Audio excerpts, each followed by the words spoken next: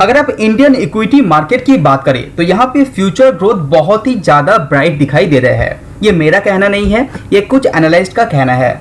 साथ ही साथ brokerage firm के कुछ रिपोर्ट्स भी देखेंगे, वहां पे इंडियन इक्विटी मार्केट के लिए बहुत ही पॉजिटिव सेंटीमेंट क्रिएट कर रहा है और उन लोगों का कहना है कि इंडियन फ्यूचर मार्केट बहुत ही तेजी से यहाँ पे ग्रो करने वाला है। तो आज के इस वीडियो के अंदर हम लोग डिस्कस करेंगे फाइनेंशियली एसेट के बारे में। इंडियन इक्विटी मार्केट के अंदर रिटेल इन्वेस्टर का कितना हिस्सेदारी है, कितना एक्सपोजर यहाँ पे दिखाई दे रहे हैं। साथ ही साथ जानेंगे इंडिया के अंदर फिजिकल एसेट एंड साथ ही साथ जो ऑनलाइन एसेट है, जो फाइनेंशियल एसेट है, उसका क्या सिचुएशन अभी रिसेंट कंडीशन में दिखाई दे रहे हैं। तो यहाँ पे सबसे पहले इंडियन हाउस होल्ड एसेट की बात करें तो उसके अंदर आपको प्रॉपर्टी देखने को मिलेगा, fix deposit, bank deposit, gold, equity, ये सारे कुछ आपको देखने को मिलेगा। उसको आप टोटल कर देते, अगर आप वैल्यूएशन वाइज उसको आप देखते हैं तो उसको 10.7 ट्रिलियन डॉलर आपको देखने को मिलेगा मार्च 2022 तक। तो यहाँ पे सबसे पहले जिसका नाम आता है वो है प्रॉपर्टी, यानी कि रियल स्टेट। तो रियल स्टेट के अंदर परसेंटेज वाइज आप देखते हैं तो 49.4% पैसा यहाँ पे जो एसेट क्लास में दिखाई दे रहे हैं वो प्रॉपर्टी के अंदर दिखाई दे रहे हैं। उसके बाद यहाँ पे दूसरे एंड तीसरे नंबर पे जो नाम आता है वो है गोल्ड एंड उसके बाद बैंक डिपॉजिट। अमाउंट के हिसाब से इसको देखते हैं तो 1.6 ट्रिलियन डॉलर हाउस होल्ड, यहाँ पे इंडियन जो हाउस होल्ड है वो इसमें पैसा लगा के रखा है। परसेंटेज वाइज भी आप देख पा रहे हैं यहाँ पे 15% करीब यहाँ पे बैंक डिपॉजिट एंड गोल्ड के अंदर इंडियन हाउस होल्ड यहाँ पे पैसा इन्फ्यूज करके रखा है।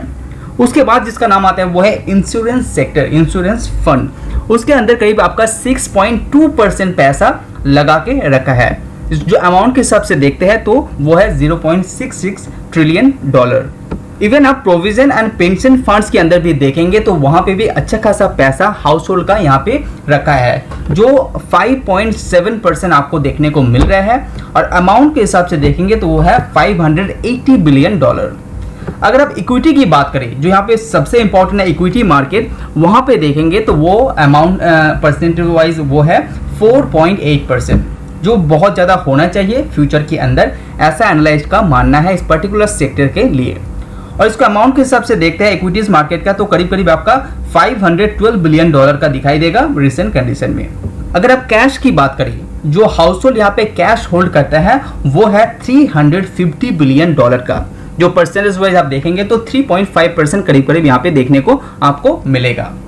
और ये पूरे स्ट्रक्चर के अंदर आप फिजिकल एसेट की बात करें तो वो 64% आपको देगा। इसका मतलब इंडियन हाउस होल्ड का जितना पैसा इन्फ्यूज किया है 64% पैसा यहाँ पे फिजिकल एसेट के अंदर इन्फ्यूज किया गया है। फिजिकल एसेट के अंदर आपका जो प्रॉपर्टी है, रियल एस्टेट आ जाता है, जो रॉ गोल्ड है वो भी आ जाता है। और फाइनेंशियल सेविंग की बात करें तो वहां पे 36% आपको देखने को मिलेगा, जो लगातार यहाँ पे बहुत ही तेजी से ग्रो कर रहे हैं, जिसके अंदर कंपाउंडिंग इफेक्ट आपको देखने को मिलेगा। लेकिन फिजिकल एसेट के अंदर कोई भी कंपाउंडिंग इफेक्ट ज्यादा दिखाई नहीं देते हैं। Subscribe now and press the bell icon. अभी यहाँ पे जो स्लाइड आप देख पा रहे हैं ये एक्चुअली स्पेशली रिटेल इन्वेस्टर के लिए है, क्योंकि यहाँ पे इंडियन हाउस होल्ड का जो इक्विटी के अंदर परसेंटेज कितना परसेंट होल्ड करता है उसका यहाँ पे डिटेल्स दिया गया है। यहाँ पे मार्च 2006 की बात करें तो वहाँ पे 3.7% जो पैसा था वो इक्विटी मार्केट के अंदर इन्वेस्ट करते हुए दिखाई दे रहे हैं इंडियन हाउस होल्ड एसेट के अंदर। 2008 की बात करें तो वो 4.2% हो गया, लेकिन 2008 के बाद जो क्राइसिस आया था वो यहाँ पे गिर के 2.2% आते हुए दिखाई दे रहे हैं। उसके बाद अप एंड डाउन होने के बाद रिसेंट कंडीशन में यहाँ पे ऑल टाइम हाई मार्च 2021 तक जो 4.3% यहाँ पे दिखाई दे रहे हैं। इसका मतलब इक्विटी मार्केट के अंदर Indian house hold asset equity के अंदर 4.3% होल्ड करते हैं। अभी आप यहाँ पे देख पा रहे हैं जो फिजिकल एसेट है वो किस तरह से चेंजेस हो रहा है, साथ ही साथ जो फाइनेंशियल सेविंग्स है वो किस तरह से चेंज हो रहे हैं। फिजिकल एसेट जो मैंने पहले ही आपको बता चुका हूँ, जहाँ पे कंपाउंडिंग ग्रोथ ज़्यादा देखने को नहीं मिलता है। एक्चुअली उसी के साथ आप इसके अंदर जो फाइनेंशियल सेविंग्स देख पा रहे हैं जो ऑनलाइन के थ्रू होता है, तो वहाँ पे कंपाउंडिंग ग्रोथ आपको देखने को मिलता है लंबा समय के अंदर। हालांकि फिजिकल के अंदर ग्रोथ है लेकिन वो बहुत ही कम दिखाई दे रहे हैं। 2014 की बात करें जहां पे 72% का फिजिकल एसेट हुआ करता था और 28% का आपका फाइनेंशियल सेविंग ये हुआ करता था, वो बढ़ते हुए दिखाई दे रहा है थ्रू 36%, और फिजिकल जो एसेट है वो घटते हुए दिखाई दे रहे हैं, वो है अभी 64%। तो ये एक्चुअली अच्छी बात माना जा रहा है, जो फाइनेंशियल सेविंग के अंदर यहाँ पे ज़्यादा मूवमेंट दिखाई दे रहे हैं और ऐसा ही ये कंटिन्यूस रह सकता है और ये और भी तेजी से ग्रो कर सकता है, ऐसा एनालिस्ट का मानना है। तो 2014 से ये कंपेयर करते हैं तो करीब करीब 8% का यहाँ पे गिरावट आपको देखने को मिल रहा है फाइनेंशियल एसेट के अंदर, सॉरी आपका फिजिकल एसेट के अंदर, जो अच्छा माना जाता है इंडियन लॉन्ग टर्म फ्यूचर के लिए। इंडियन इक्विटी मार्केट के अंदर रिटेल इन्वेस्टर का पार्टिसिपेट की बात करें, वो आपको चौंकाने वाला है, क्योंकि आज से कुछ साल पहले यहाँ पे 7 to 8 lakh crore mutual fund के अंदर यहाँ पे निवेश होता था। मैं टोटल मार्केट कैप की मैं यहाँ पे बात कर रहा हूँ, जो 7 to 8 lakh crore mutual fund के अंदर इंडियन रिटेल इन्वेस्टर यहाँ पे टोटली निवेश करता था। अभी वो बढ़ के हो गया है 35 to 36 लाख करोड़, जो विद इन 10 to 12 ईयर्स यहाँ पे बढ़ गया है। और ये जो नंबर है, ये जो आंकड़ा है, वो फ्यूचर में और भी तेजी से ग्रो करने वाला है। अगर आप मंथली एसआईपी की भी बात करें तो 11,000 करोड़ यहाँ पे पर मंथ इनफ्लो होते हुए दिखाई दे रहा है, जो एसआईपी के through Indian retail investor mutual fund के अंदर निवेश कर रहे हैं। और दूसरे कुछ फैक्टर भी यहाँ पे है, जिसके चलते यहाँ पे इंडिया के अंदर जो इक्विटी मार्केट के अंदर यहाँ पे बहुत ही स्ट्रॉन्ग यहाँ पे इफेक्ट आपको देखने को मिल रहा है। हाल ही में आपको पता होगा कि इंडियन फाइनेंस मिनिस्टर ने कहा है कि एफआईआईस इतना सेल करने के बावजूद भी पिछले 3-4 महीने में आपने देखे होंगे करीब करीब 2 लाख करोड़ यहाँ पे एफआईआईस ने सेल कर चुका है इंडियन इक्विटी मार्केट से अपना पैसा को। तो यहाँ पे इतना सेल होने के बावजूद भी मार्केट इसीलिए नहीं गिरा है कि इंडिया के अंदर जो रिटेल इन्वेस्टर का स्ट्रांगनेस है वो बहुत ही ज़्यादा अभी दिखाई दे रहे हैं। तो यहाँ पे जो सोशल मीडिया का अवेयरनेस है वो बहुत ही तेजी से हेल्प कर रहे हैं डीमैट अकाउंट को ग्रो करने के लिए।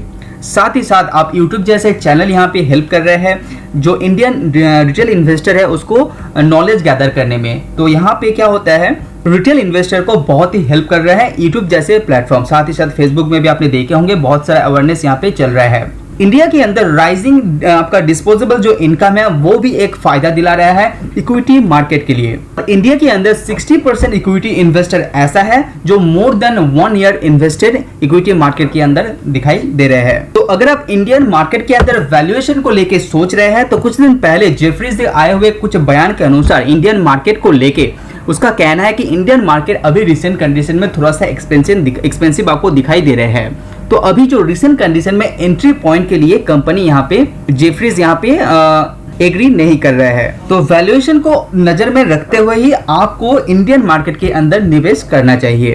अगर आप एपीआई आउटफ्लोज को डिटेल्स में बात करें तो फाइनेंशियल ईयर 2022 के अंदर करीब करीब टोटली आप बात करें तो 2.75 लाख करोड़ का यहाँ पे इक्विटी कैश के अंदर यहाँ पे विड्रॉ होते हुए दिखाई दे रहे हैं।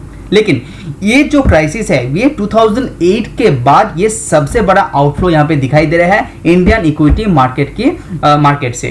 तो यहाँ पे रिटेल इन्वेस्टर का यहाँ पे इतना सपोर्ट रहा कि इंडियन मार्केट अभी रिसेंट कंडीशन में 3 to 4% ऑल टाइम हाई से नीचे आपको देखने को मिलेगा। तो वीडियो में डिस्कस किए गए इसी कुछ फैक्टर को ध्यान में रखते हुए ही आप वैल्यूएशन को नजरअंदाज नहीं कर सकते, तो उसको आप ध्यान में रखते हुए आप इंडियन मार्केट के अंदर निवेश कर सकते हैं।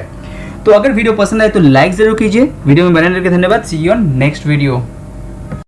Subscribe now and press the bell icon. Never miss an update. Subscribe now and press the bell icon. Never miss an update.